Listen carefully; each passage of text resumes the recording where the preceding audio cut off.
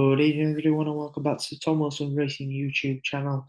As with the first 2 days of the festival, we are going to be having a quick look ahead to the third day tomorrow. A bit of a disappointing day today, obviously. Selections made by non-runners. God, if John Bunner had run, well, who knows what would have happened to the champion chase, but hey ho. Um, as with the other videos, I'm going to try and keep this short. Obviously, there's lots of content out there, so I'm looking to provide you with something quick that you can look at before uh, placing your bets. As I've said in the previous videos as well, please post me your best bets for tomorrow's race in the comments.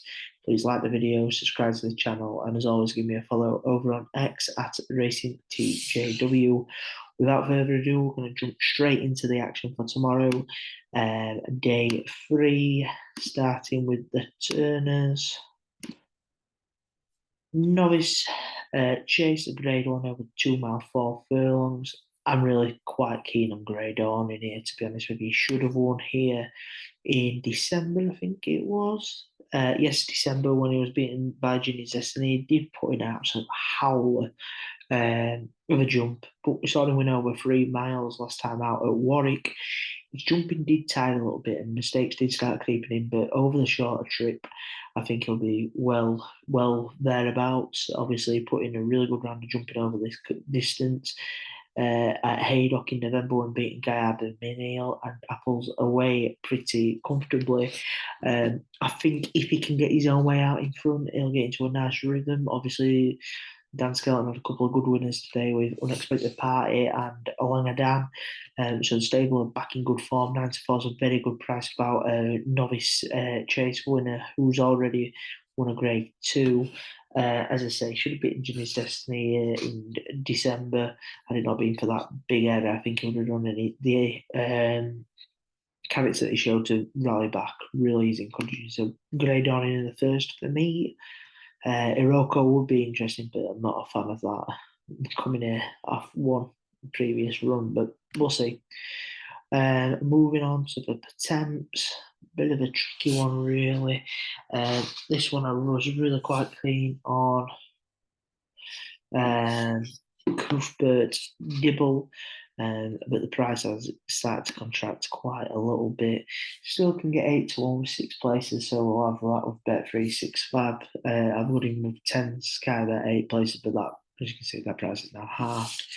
Um, it's quite a simple case, really. He comes here, he's got the right profile for the race, and he's put in two really good performances over 3 miles in really heavy conditions already. So he's stamina proven. He doesn't have any. He does have a cost start, but it's something that we forget about really. From his days back in on the flat in the listed contest here, looking at his big field.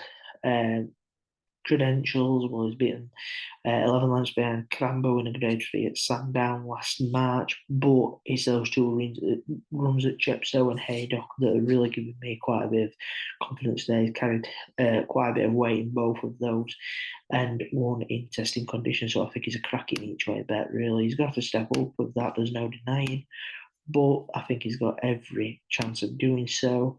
So we'll have each way bet there. Moving on to the Ryanair, as you can see, I've narrowed it down to two here. Banbridge, the ground would be a massive, massive concern for me. I was signing with Stage Star, but going off him ever so slightly. The ground conditions after the reason got pulled up here the last day, heavy going. He's going to be testing tomorrow. I know he won on soft ground in the Turners last year, but he got a freebie out in front. I don't think he's going to get that. Be interesting to see. You know, he carried 11-7-1 winning here in November. You know, 5 to 1, maybe you can take a chance at that price. But I've come down on Fugitive, a horse that I'd originally crossed off my shortlist. But I just look at his channel form. I just think he's so solid, you know. He was third here over a trip inadequate of his best last time out in Grade 1 company. Still ran a very respectable race, beating only 6 lengths behind Elixir Nuts and Jambon. Obviously, he ran an absolute stormer in December when beating Il Rodotto. And he ran a very respectable race on his reappearance run back in November. He typically needs a run to come on from.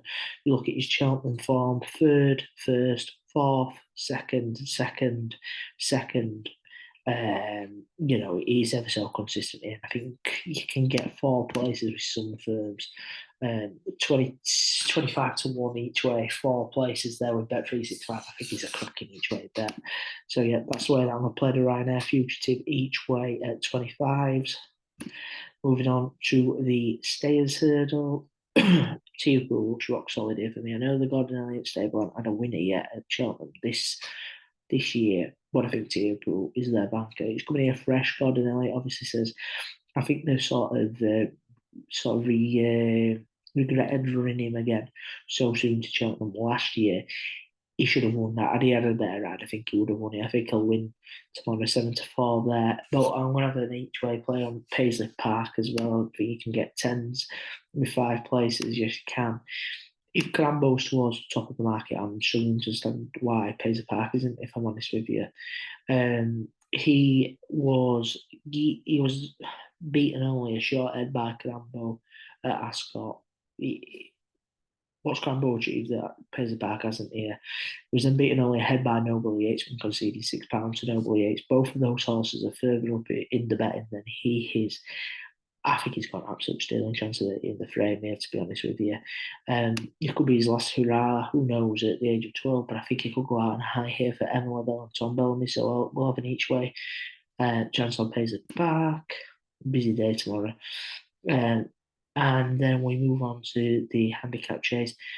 Crebilly, really, really strong. Really like his chances. But I've had an each way play on Saint Felician and Il Rodotto. Il Rodotto's got really good handicap form here. Pretty gingerly in the saddle. Effectively put him in off 11-3, 1-4-1, which is really, really a lenient mark for him when you consider that he was beating a short head here by Fugitive on for back on 1-4-3. Was very little in defeat behind Gallo, who was going to take his chance, and he also finished third behind Stage Star in his seasonal reappearance. He's got a cracking chance at Rio to hit the frame. You can get 12-1 with 6 places at Sky Bet. St. Felician, well, another Gordon Elliott horse here in a handicap. Hopefully, we can get a winner. His case is pretty simple. That he's got some nice form behind Facel Vega and Indiana Dream earlier on in the season. I think he could run a big race and hit the frame.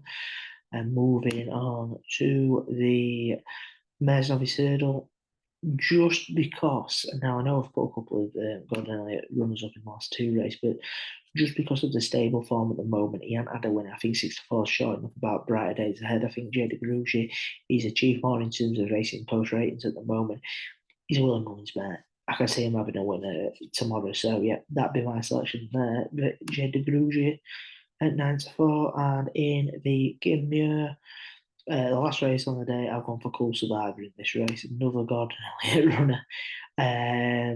But yeah, you can get 6 places 17-2. I think there's every chance he'll hit the frame. Just having a quick look at his credentials again, just to remind myself. He's beaten 19 lengths. He's untested over. Well, when you look back to his novice hurdle, he was a listed winner over 3 miles. He was beaten 8 lengths by Hidden Valley Lake over 3 miles. He's been crying out for this step back up in trip, if you ask me. I think he's been messing about on over trips that are far, far shorter than his best. I think the step up here will suit Cool Survivor down to the ground. If the Henderson horses start running a little bit better, I think he could do a lot worse than backing City Chief each way. In this, he looks to be an horse that's just crying out for a trip, and I think he'll get it here. So just keep an eye on how the stable are performing, and I would recommend City Chief. If they've had a couple of good runners, maybe Bold Endeavour earlier on in the day, a bigger price as well. If they've had a couple of good winners, then good runners, should I say, then it may be well worth taking a chance on him. But they're my selection of the day three. As I mentioned earlier on, please let me know what you're selected back in tomorrow in the comments below. And as always, please like the video, subscribe to the channel. Best of luck with your punting, and as always, gamble responsibly. Cheers.